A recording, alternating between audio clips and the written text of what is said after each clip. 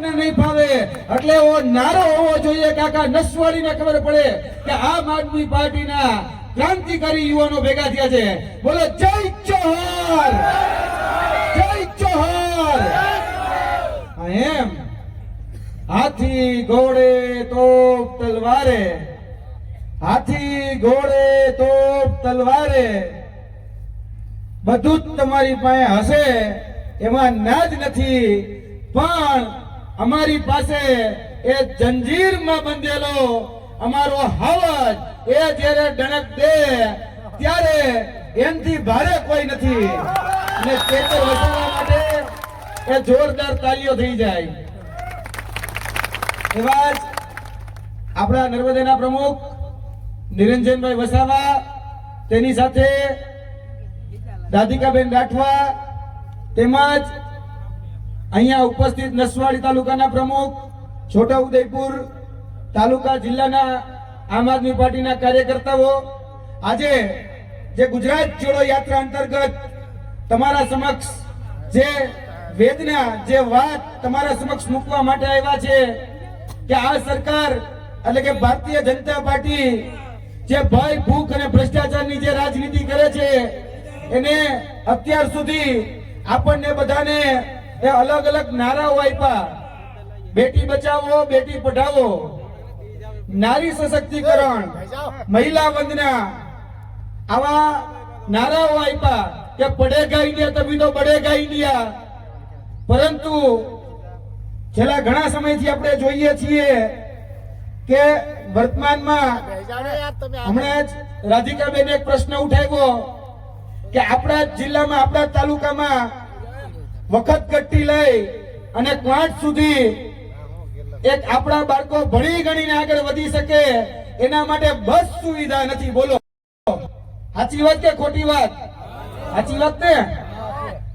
તમે વિચારો, અહીંયા બસ માટે આજીજી કરવી પડે અને અહીંયા નારાઓ લાગે કે બેટી બચાવો, બેટી પઢાવો, નારી વંદના, મહિલા સશક્તિકરણ. અને જ્યારે ડેડિયાપાડાની ભૂમિ ઉપર આજથી થોડા સમય પહેલા તમને બધાને યાદ હશે કે ભગવાન બિરસા મુંડાની જન્મ જયંતિના દિવસે આપણા દેશના પનોતા પુત્ર, ગુજરાતના પનોતા પુત્ર પ્રધાનમંત્રીને એ નરેન્દ્ર મોદી સાહેબ એ ડેડિયાપાડા આવ્યા હતા. ત્યારે તમને ખબર છે કે કેટલા રૂપિયાનો ખર્ચ થયો એમાં બસ માટે? આદરણીય ચેતરભાઈ, કેટલા રૂપિયા વાપરી નાખ્યા ખાલી બસ માટે? 7 કરોડ અને 11 લાખ રૂપિયા ફક્ત એક દિવસ માટે. ત્યાં ખાલી કોઈ માણસો આવવા તૈયાર નહોતું તો જીએસઆરટીસી ની બસો મૂકી અને 7 કરોડ ને 11 લાખ રૂપિયા એક દિવસ માટે એના તાઇફાઓ માટે, આ પ્રજાના જે ટેક્સના પૈસા હતા એમાં એ તાઇફાઓ માટે વપરાણા. અને જ્યારે આપણા ગામના શિક્ષક, આપણા ગામના જે બાળકો છે એ ભણી ગણીને આગળ વધવા માંગે છે, આપણું બાળક એ આગળ શિક્ષિત બનવા માંગે છે, આપણું બાળક એ દીક્ષિત બનવા માંગે છે, પરંતુ એના માટે બસ નથી મૂકી શકતા. તમે વિચારો 7 કરોડમાં કેટલી બસ આવે? આ કદાચ નસવાડીમાં હારામાં હારી ટીકડે ટી કહું ને તો 15 બસો મૂકવી હોય તો 15 બસો મૂકી શકાય, પણ ત્યાં નહીં મુકાય. નરેન્દ્ર મોદીના તાઇફામાં ત્યાં જે ડેડિયાપાડા જે સભા મળી ત્યાં 7 કરોડ રૂપિયા વાપરી નાખે. આ દુઃખ, આ પીડા, આ વેદના એ તમારા સમક્ષ વ્યક્ત કરવા માટે આવ્યા છીએ. કારણ કે આજે જોવા જઈએ તો ઘણા બધા લોકો ફરિયાદ કરવા આવે. આ નસવાડીના જે યુવાનો અહીંયા ઉભા છે એ નસવાડીના યુવાનો ફરિયાદ કરવા માટે આવ્યા કે સાહેબ, અમે તૈયારીઓ કરીએ છીએ, પોલીસ કોન્સ્ટેબલની તૈયારી કરીએ, ક્લાર્કની તૈયારી કરીએ, સ્પર્ધાત્મક પરીક્ષાઓની અલગ અલગ તૈયારી કરીએ. આજે કહી શકાય કે આ છેવાડાના વિસ્તારનો વ્યક્તિ, આદિવાસી સમાજનો વ્યક્તિ આગળ ન વધે એના માટે આ અનામત ખતમ કરવાનો કારસો એ ભારતીય જનતા પાર્ટીએ રચ્યો છે. અને આ ભારતીય જનતા પાર્ટીએ કહી શકાય કે આ જે સ્પર્ધાત્મક પરીક્ષાઓ છે એ સ્પર્ધાત્મક પરીક્ષાઓની અંદર 40% માર્ક લાવવા ફરજિયાત કરી દીધા છે. આ 40% માર્ક ફરજિયાત એટલે એક બેરિયર કે ભાઈ આદિવાસી સમાજનો બાળક એ ભણી ગણીને આગળ ન વધવો જોઈએ, એ કલેક્ટર ન બનવો જોઈએ, એ કોન્સ્ટેબલ ન બનવો જોઈએ, એ પીએસઆઈ ન બનવો જોઈએ. એને ધ્યાનમાં રાખી આ 40% ક્રાઇટેરિયા એ બંધારણની વિરુદ્ધમાં જઈને આર્ટિકલ 14, આર્ટિકલ 16 એ બધાનું ઉલ્લંઘન કરીને આ કારસો રચવામાં આવ્યો કે આદિવાસી સમાજની અનામત ખતમ કરવામાં આવે. આ ભારતીય જનતા પાર્ટી એ આદિવાસી વિરોધી તો રહી જ છે, તેની સાથે સાથે આ ભારતીય જનતા પાર્ટી એ અનામત વિરોધી પણ રહી છે. કારણ કે વર્તમાનમાં જે કાયદો ઘડવામાં આવ્યો છે એમાં આપણા જ બાળકો, આપણા જ બાલુડાઓ એ હવે સ્પર્ધાત્મક પરીક્ષામાં જ્યારે પરીક્ષાઓ આપે ત્યારે એને ફરજિયાત 40% લાવવાના. આ નસવાડીના બાળકો, નસવાડીના યુવાનો, આ છોટાઉદેપુરના યુવાનો એ બધા જ ભેગા મળી અને રજૂઆત કરવા માટે ગયા. ક્યાં ખબર છે? આ છોટાઉદેપુરના એક રીલ કલેક્ટર આવ્યા છે, રીલ જે રીલો બનાવવામાં જ વ્યસ્ત છે કલેક્ટર. અને એક કલેક્ટર પાસે રજૂઆત કરવા ગયા કે કલેક્ટર સાહેબ અમારી સાથે અન્યાય થાય તમને સાંભળો.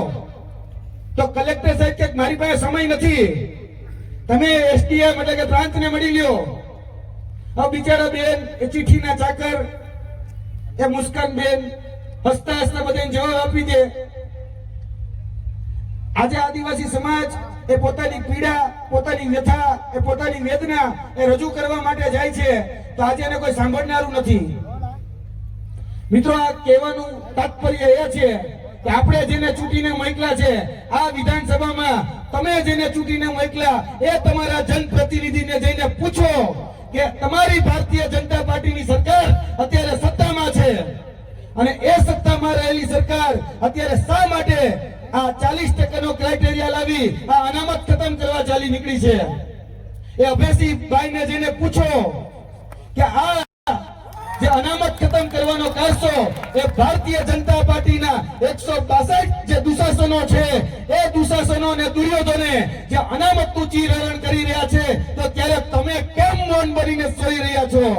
તમે બહુ વાત કરી રહ્યા છો, તમે 108 છીએ, 108 છીએ. અરે પીડા અત્યારે છે તો આવો ને અમારી ભેગા, આવો તંત્રે મુખ્યમંત્રીને જઈને મળીએ.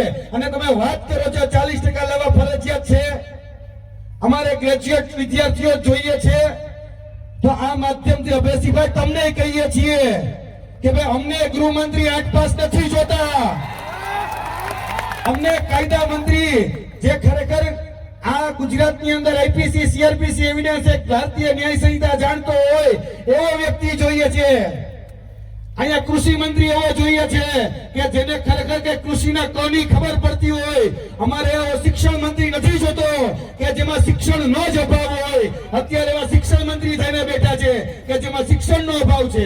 કૃષિ મંત્રીને કોની ખબર નથી પડતી. આરોગ્ય મંત્રીના પોતાના આરોગ્યની ચિંતા, આરોગ્ય મંત્રીનું પોતાનું આરોગ્ય સારું નથી રહેતું એવા આપણા આરોગ્ય મંત્રી. અને આપણા ગૃહમંત્રી, આપણે વાત કરીએ મોટી મોટી ભાકા ફોજદારી થાય. એ વાહન વ્યવહાર મંત્રી પણ હતા, તો વાહન વ્યવહાર મંત્રી હતા તો કહેવાનું કે આ નસવાડી તાલુકાના બાળકોને આજે વખતગઠ્ઠી ક્વાંટની એક સારામાં સારી બસ ચાલુ કરીને બતાડો ને. બહુ સ્ટેજ ઉપર જઈને ભાકા ફોજદારી કરો છો, બહુ રીલો બનાવવાનો શોખ છે, તો એક વખત જઈ અને કોને તમારા અધિકારીઓ તેનું માનવા તૈયાર નથી. અધિકારીઓ કોઈને ગાંઠતા નથી. મિત્રો, આ આપણી કરુણતા છે, આ વેદના છે, આ પીડા છે કે છેલ્લા 78 વર્ષ થઈ ગયા. વિચારો, આ નસવાડીનું જ ગામ, આ છેવાડાનું ગામ, હમણાં જ આજથી 2 દિવસ પહેલા જ એક વિડીયો તમે જોયો હશે, કુપા ગામનો જોયો ને? બાજુનું જ ગામ ને, છેવાડાના ડુંગરનું ગામ. ત્યાં એ ગામની અંદર કોઈ સુવિધા નહીં, કોઈ રોડ નહીં, કોઈ બસ ત્યાં સુધી પહોંચે નહીં. 108 વાળાને ફોન કરીએ તો કે આગળના ગામ સુધી આવી જાઓ. કેમ? તો કે રોડ નથી. અને એ બેનને જે પ્રસૂતિની પીડા ઉપડી હતી તેને જોલીમાં લઈ અને 3 કિલોમીટર સુધી હાલી અને લાવવા પડે છે. સાચું બોલું છું, ખોટું બોલું છું? સાચું ને? આ કુપા ગામની આજ ઘટના 3 દિવસ પહેલાની છે.